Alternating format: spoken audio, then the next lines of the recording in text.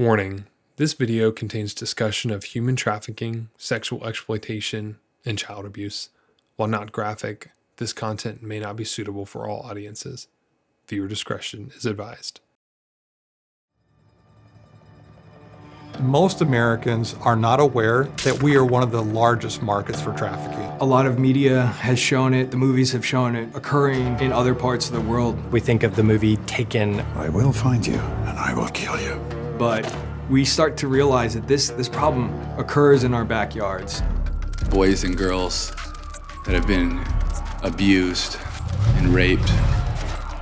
And their images and videos have been captured, but nobody has been able to identify them. They're unknown. Until someone knows them, how could somebody rescue them? The website Pornhub, featuring the sexual exploitation of children. Pornhub became my trafficker, a woman named Callie told me. Forced to appear on pornographic videos beginning when she was 9. You know, Pornhub is not a porn site, it's a crime scene. And this bill really has one goal: to build a rescue team. Because there's so many frontline warriors and heroes, but there's just not enough. We're talking about the darkest evil of modern humanity. Every square inch of this planet is claimed by God and counterclaimed by Satan. As we wake up on a battlefield, then we act differently. Nobody writes stories about the people who preserve their safety on battlefields. We write stories about those who are willing to take risks. So there's a massive risk, and I think the biggest risk is that we would stand in front of Jesus and have not used all of our assets and have just had them all in the fight.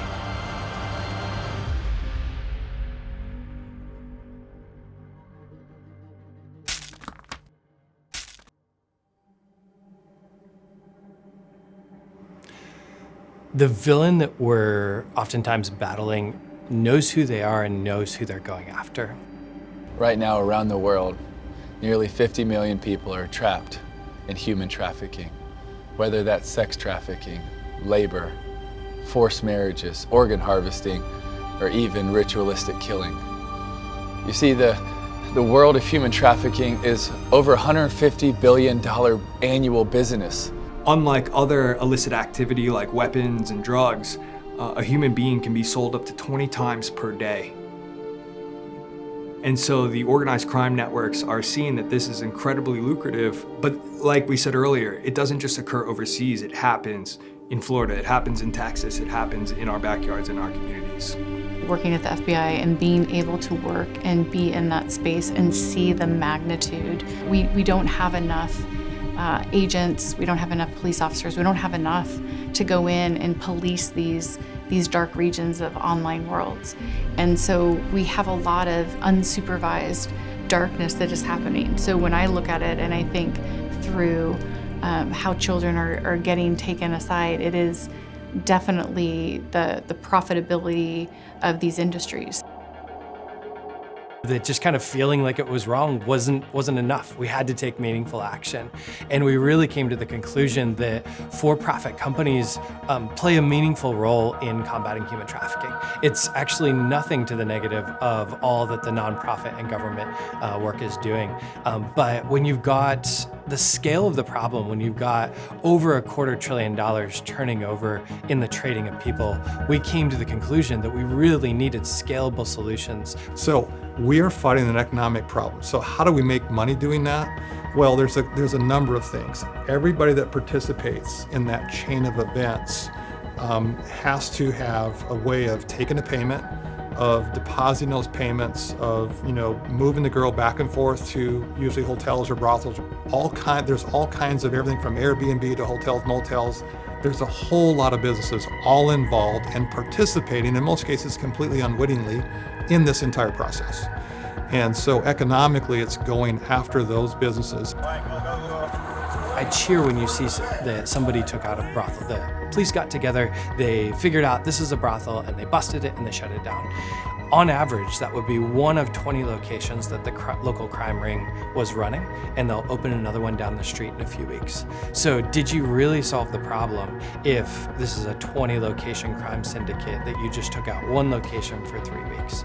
No, you didn't. You have to look at the entire whole and shut the entirety of it down. But if you look at them as an enterprise, they have a revenue line on one side and an expense line on the other.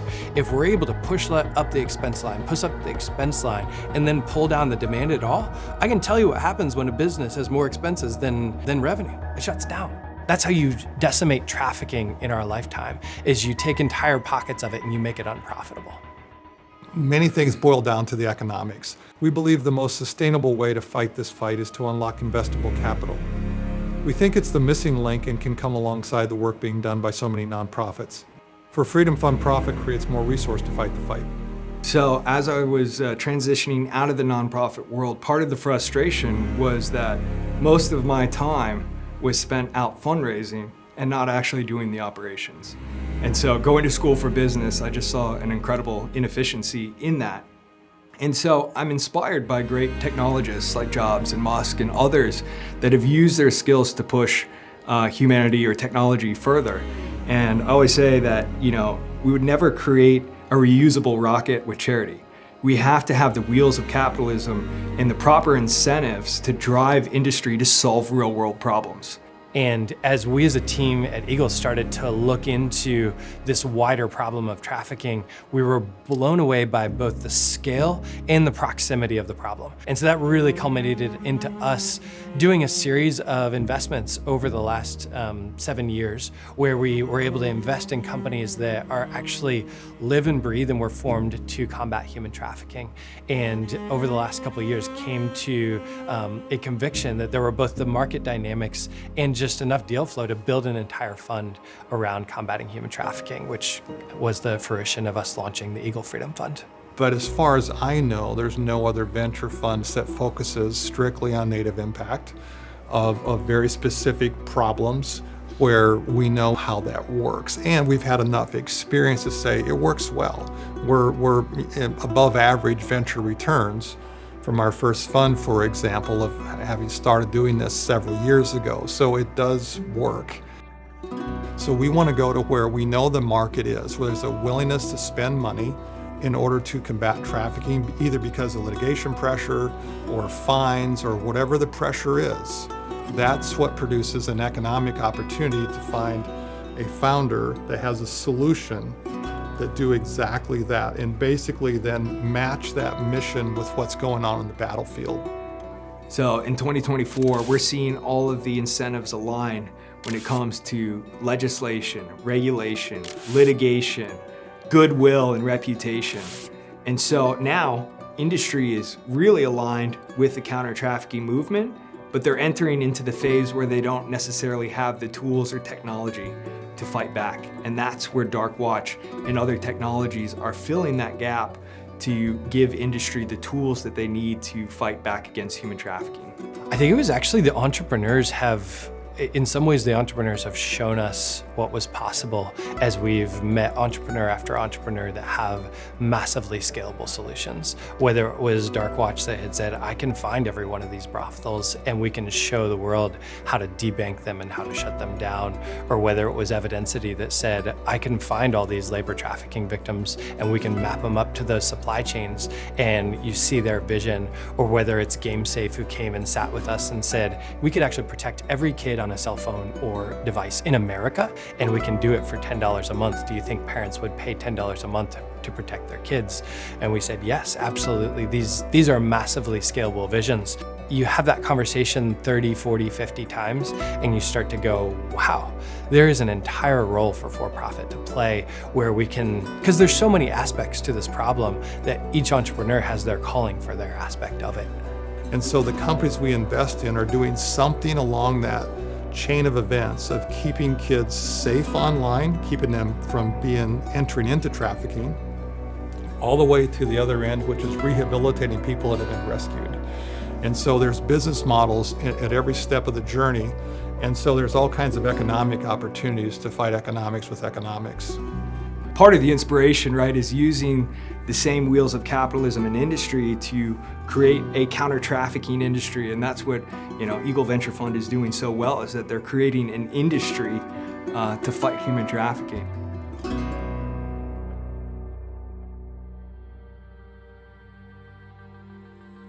We feel like we're on a mission with what we're doing at the Eagle Venture Fund across all of our funds. We have very specific goals for impact.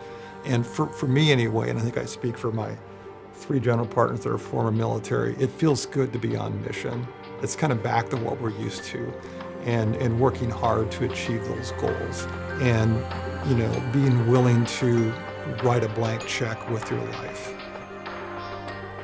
As we look at stepping into risky big goals, like trying to solve human trafficking, and understand that yes, we're stepping into a lot of risk on behalf of the families of the entrepreneurs, and we're trying to solve really tough problems, that we also have to do it with a ton of skill. Just like when the military rolls into a really tough environment, you do it with a ton of practice and with a team that knows exactly what they're doing. It's taking risks that are worth it. I love Andy Crouch's Strong and Weak. He talks about this idea that taking really, really big risks with incredible authority, he defines that as human flourishing. In the same way, to step in with significant risk on behalf of vulnerable people with a ton of skill, I think that could end up becoming the definition of what faith-driven investors say great investing is with authority, taking risk on behalf of the vulnerable in a skillful way.